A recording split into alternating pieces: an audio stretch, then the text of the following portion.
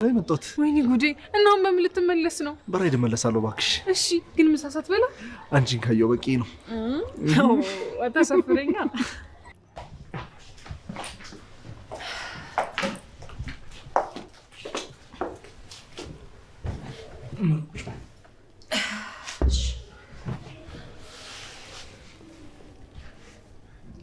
እናንተ ግን ያደረጋችሁት ነገር ልክ ነው አይደለም? በኋላ የዚህ ፉከራሽ መጨረሻ ሽንፈት እንዲያው። እንዴት ማለት? ቆይ ግን አንቺ እንደዚህ አይነት ሲቹዌሽን ውስጥ ብትገቢ ማንን ነው መርጭው? እንዴት አይነት? አሁን እንዳልሽው እህትሽ መታ ልውሰድሽ ብትልሽና እኔ ላግባሽ ብልሽ? እኔ እንጃ። በሁለት በሚወዱት ሰው መሀል መሆን ከባድ ነው እኮ። መልሽልኛ። ምሩ ዛሬ የዕድለቢስነት ስሜት እየተሰማት ነው። ዙሪያውን ባዶነት ከቧታል። ታዲያ ተነስታም ከቤቷ ወጥታ ሰኒ ጋ ማደር እንፈልጋለች። ናሆም ግራ ተጋብቷል። እናቱን አይመርጥ ነገር እዛ ጋ የሚወዳትና የሚያከብራት ልዕልት የሆነች ምሩ አለች። ለውሳኔ ተቸግሯል። ሰላም ጤና ይስጥልን አድማጭ ተመልካቾቻችን፣ በያላችሁበት የምድር ዳርቻ ሰላማችሁ ብዝት ይበልን። ለቻናላችን አዲስ ሆናችሁ ሰብስክራይብ፣ ላይክ በማድረግ ቤተሰብ ይሁኑ። ዛሬ እንግዲህ ጽናት ድራማ ክፍል 98 ይዘንላችሁ ቀርበናል። ባለፈው ክፍል ለማስታወስ ያክል ጽናትና ኪራ ተኮራርፈውም ቢሆን እሱ ግን ታሪክ እንድትነግረውና እያባበላትም ነበረ። ኩርፊዋን እሷም ቀጥላበት አያገባኝም ብላ ፊቷን አዙራ ተኝታ ነበር። ዛሬስ ምን ተፈጥሮ ይሆን? ሰኒ ከኪብሮም ጋር ያላት የፍቅር ግንኙነት እጅግ እየጠበቀና ደስ የሚል እየሆነ መጥቷል። ታዲያ ዛሬም እንደተለመደው መንገድ ላይ ኪብሮምን ታገኘዋለች። እንዴት መጣህ ትለዋለች። እሱም ኮሰረቴን ፈልጌ ነዋ፣ ምሳዬን ምግቤን ፈልጌ ይላታል። ኦኬ ምሳ በላህ አለችው። አይ አልበላውኝም፣ ነገር ግን አንቺ ካየው በቂ ነው ይላታል። እሷም ተው እንጂ እንዲህም አያሞጋገስከኝ አታሳፍረኝ እያለች ትሽኮረመማለች። ኪብሮም ይኸውልሽ የእውነቴን ነው፣ አሁን ምን እንዳስነካሽኝ አላውቅም፣ የምር በጣም ግራ እየገባኝ ነው፣ እየናፈቅሽኝ ነው ይላታል። እሷም በፈገግታ አይኖቿን ስልምልም እያደረገች ትመለከተዋለች።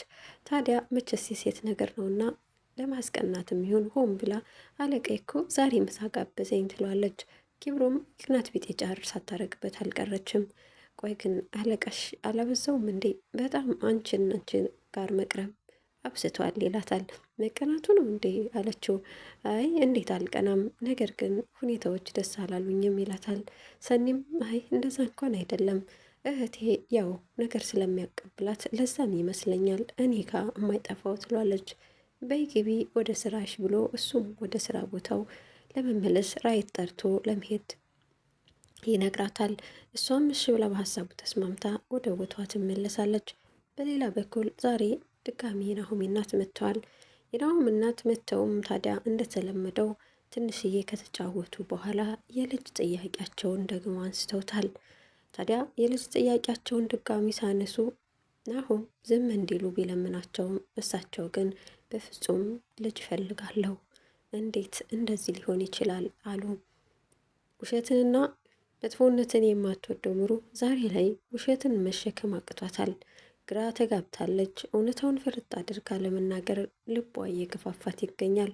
ታዲያ ድንገት ሳታስበው እንደሱ እኮ አይደለም ማዬ ትላለች። እኮ ምንድነው እውነታውን ንገሩኝ ብለው እናትየዋ ሁለቱንም ባይናቸው ቃኟቸው። ኪብሮም ናሆምም ግራ በመጋባት ስሜት ሆኖ ይኸውልሽ ማዬ እኔ ነኝ ማለቴ በቃ ብሎት ግራ ተጋባ። ምሩ እውነታውን አፈረጠችው። እኔ የልብ ታማሚ ነኝ፣ ለዛም ነው መውለድ ያልቻልነው። ነገር ግን እማዬ አለች ብለው እናትየዋም በድንጋጤ ይሞላሉ።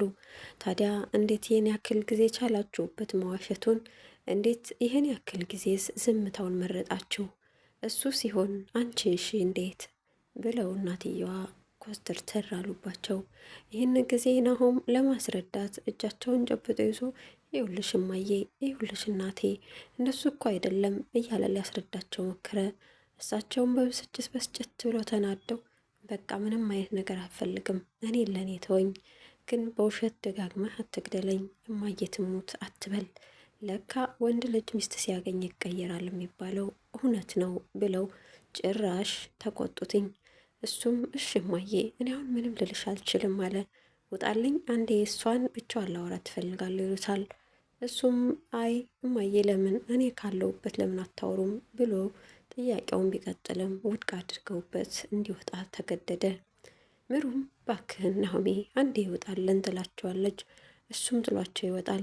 ታዲያ የናሆም እናት ለምሩ ልብ የሚሰብር ቃሎችንም ሲናገሩ ቆዩና ተነስተው መውጣት ፈለጉ። ምሩ እሺ ቡና ጠጥተሽ ጅማዬ ባይሆን እሺ ልሸኝሽ እያለች ተማጸነች። ነገር ግን ፊት ነሷት። ጭራሽ እኔ ከፍ የማያደርገኝ ጋራ ከማይመስለኝ ጋራ መሆንም መሸኘትም አልፈልግም ብለው ልቧን ሰበሩት። ምሩ ይህን ስትሰማ ነበረ ቅስሟ የተሰበረው። ኩርምት ብላ ብቻዋን ቆጭ አለች። ናሆምም እናቱን ሸኝቶ እባክሽ እማዬ ለምን እንደዚህ ትሆኛለሽ ብሎ ቢማጸንም ሰሚ ጆሮ ግን ጠፋ። ሌላ በኩል ወይዘሮ ውርዬ ቤተልሔም ቤቱን አሁንም እየበጠበጠችው ትገኛለች። ታዲያ ጽናትም ይሄንንማ በፍጹም አምኜ አልቀበልም ብላ ትዳሯንና ፍቅሯን እንዳይፈርስባት ዛሬ ላይ እየተንከባከበችው ትገኛለች። እንደውም ከኪራ ጋር ፍቅራቸው የበለጠ ጠንክሯል። ታዲያ ቤቲም በቤት ሆና ቁጭ ብላ ኩርምት ብላ ነበር። ምግብ ብትባልም እምቢ አለች። እምቢ ብላም ኪራን ጧት አላየሁትም ስለዚህ እየጠበቅኩት ነው ብላ ደረጃ ላይ ቁጭ ትላለች። ጽናት እንደተለመደው እባክሽን ቤቲ ዛሬም ማስመሰል ይብቃሽ፣ እውነታውን አምነሽ ተቀበይና ወደ እናትሽ ተመለሽ ትላታለች።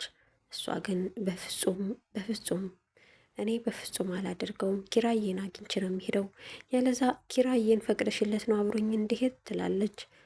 ታዲያ ጽናትም እኔስ በቃ ትችሻለሁ፣ አንቺን መናገር እብደትን መጨመር ነው፣ አብደሽ ልታሳብጅኝ ነው ስትላት ቤቲ በጩኸት ታገልጠዋለች።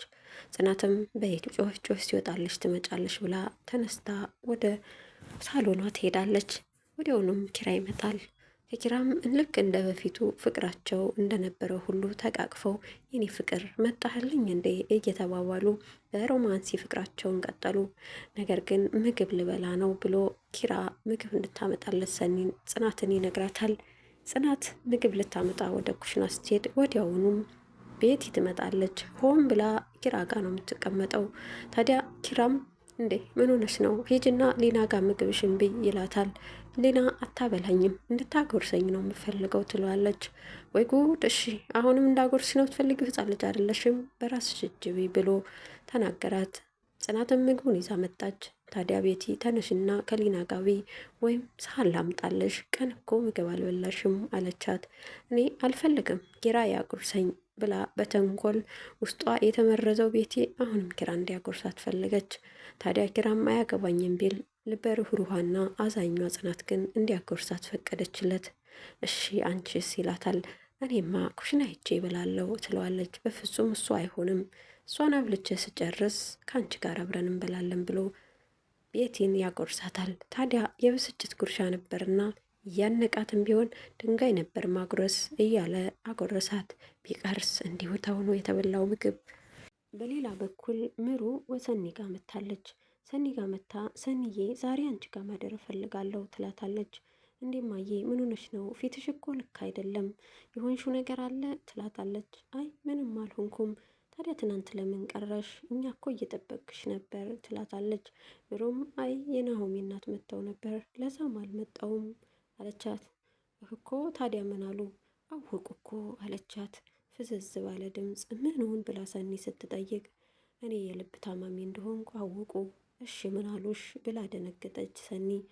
ያሏትን በሙሉ ዘርዝራ ነገረቻት። ሰኒም እኔ እኮ ፈርቼ ነበር፣ ግን አትፍረጅባቸው እናት ስለሆኑ ድንገት ሆኖባቸው ነው አለች። አይ እኔ በሳቸው አልፈርድም፣ ከሳቸው ጋርም አልተጣላውም፣ ግን ከአምላኬ ጋር ተጣልቻለሁ። አምላኬ ለምን ይጨክንብኛል? ዳሩ ግን ዛሬ አንቺ ጋር ልደር፣ ጸጥ ያለ ቦታ ፈልጋለሁ ትላታለች። ሰኒም እሺ ግን መድኃኒትን አምጥተሻል አለቻት። መድኃኒቴን አላመጣውም፣ በቃ እስኪ ረፍት ላድርግ ትላታለች። ሰኒም በቃ ወይ ናሆሜን አንጣለዋለሁ ያለዛ እኔ ሄጄ አመጣለሁ አለቻት። እንደ ፍላጎታችሁ ብላ ተስፋ የቆረጠችው ምሩ ጥቅልል ብላ መተኛትን መረጠች። ሰኒም ያለ መድኃኒት ማደሯ ልቧን ሰበረውና ተነስታ መድኃኒት ልታመጣ ትሄዳለች። ታዲያ ተነስታ መድኃኒት ልታመጣ ሰኒ በሄደችበት ምሩ ራሴን አመመኝ ደግሞ ውሃ ጠማኝ ብላ ውሃ ለመጠጣት ከተኛችበት ሶፋ ተነስታ ወደ ውሃ ክፍል ለማምጣት ትሄዳለች። ስትሄድም ነገር ግን እዛው ወዲያው እንደተነሳች ነበር ራሷን ያዞራት። ዞሮባትም ወደቀች። ምሩ ዝልፍልፍ ብላን የወደቀችው። ማንም ሰው ጎኗ አልነበረም። ምሩ እውነት ሞታ ነው ወይንስ አርግዛ ነው? በቀጣይ ክፍል የምንመለከተው ይሆናል።